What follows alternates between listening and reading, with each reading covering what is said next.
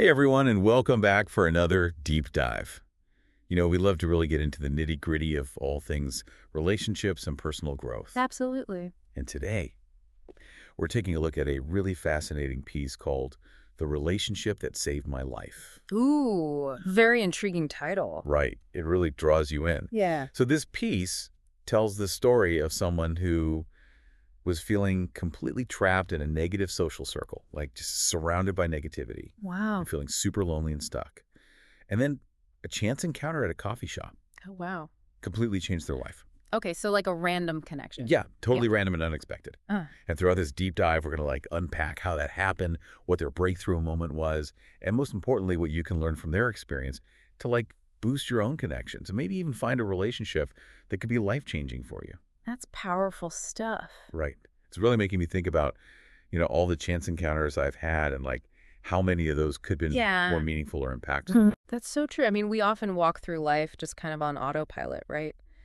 And we miss those opportunities to connect. Totally. And so this piece actually starts with this cold open where the person's describing how they felt before this life-changing encounter. Okay. And they're talking about feeling so suffocated by their current relationships, Mhm. even though they were surrounded by people. Mm. They felt totally lonely, like they were going nowhere. I've been there. And then they bump into this person at a coffee shop and boom, everything changes. Wow. So, like, it just goes to show, that positive influence can really come out of nowhere. Right? It's not always about meticulously curating your social circle or actively searching for the perfect people. Yeah, sometimes it's about being open to the unexpected. Totally. And I think that's such an important takeaway for our listeners because, we often get caught up in thinking that we need to have it all figured out, like our friend group, our relationships. Absolutely. But sometimes the most impactful connections come from the most unexpected places. Right place, right time. Exactly. So this piece goes on to explain how this chance encounter actually turned into a relationship that really sparked some serious personal growth for this person. Okay, so it wasn't just like a fleeting moment. No, they actually built a real connection. And, it wasn't always easy. This person had to make some tough choices, like leaving behind toxic friendships that weren't serving them anymore. That's never easy. But ultimately, those choices led to a complete perspective shift. So what kind of shift are we talking about here? Well, it wasn't just about feeling happier or more supported. Okay. It was about a fundamental change in how this person viewed themselves and their potential. Like a whole new level of self-awareness. Almost like a rebirth. Yeah, exactly. And the source actually uses this really cool analogy. They say it's like this new relationship acted as a mirror, reflecting back a more empowered and capable version of themselves. I love that. Right. And it really makes you think about the people in your life and how they see you. Yeah. Because sometimes we need someone else to show us our own strengths and potential. It's true. Sometimes we can't see it ourselves. And this all ties back to one of the most powerful quotes from this piece, the breakthrough moment quote, where the person says, Oh, yeah. What was that? true connection isn't about finding people who make you feel good. It's about finding people who make you want to be better. Wow, that's deep. Right. It's not about settling for comfort, but seeking growth and challenge in your relationships.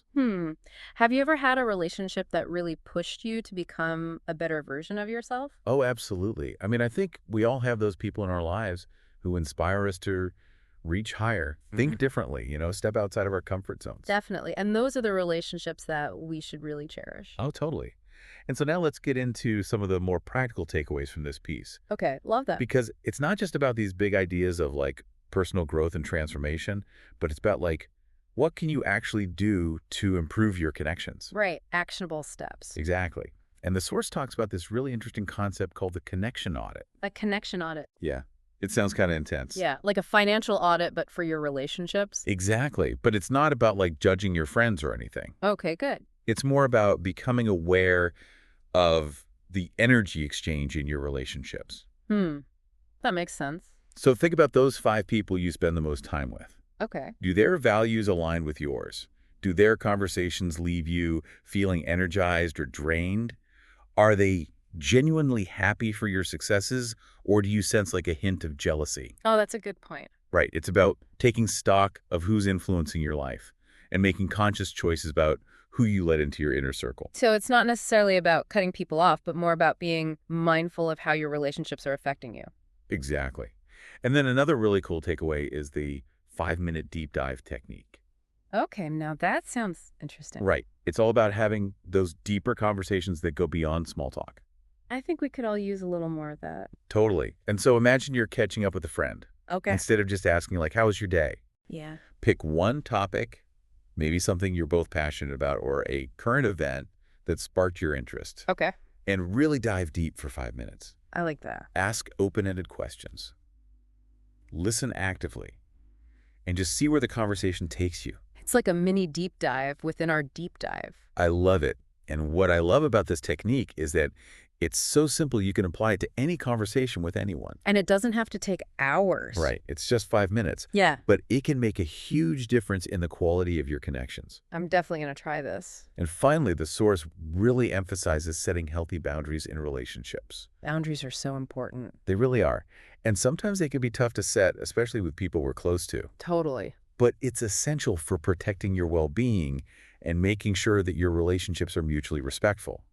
It's about communicating your needs clearly and confidently, saying no when you need to, and not feeling obligated to give more than you're comfortable with. It's not selfish, it's self-care. Exactly. And remember, setting boundaries isn't about pushing people away. It's about creating a space where both you and the other person can thrive. That's a great way to put it. So we've covered a lot of ground today. We have.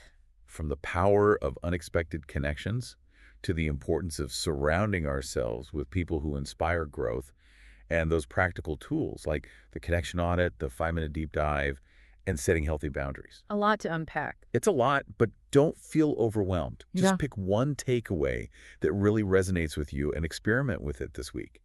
See how it impacts your interactions and the overall quality of your connections. I love that approach. Just one small step at a time. Exactly. And as you navigate your relationships this week, I want you to consider this. Okay.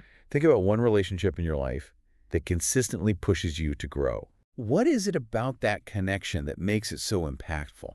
Maybe it's their unwavering support, their honest feedback, or their ability to see your potential even when you doubt yourself. Whatever it is, hold on to that feeling and see how you can cultivate it in other areas of your life. Beautiful. Thanks for joining us on this deep dive. Until next time.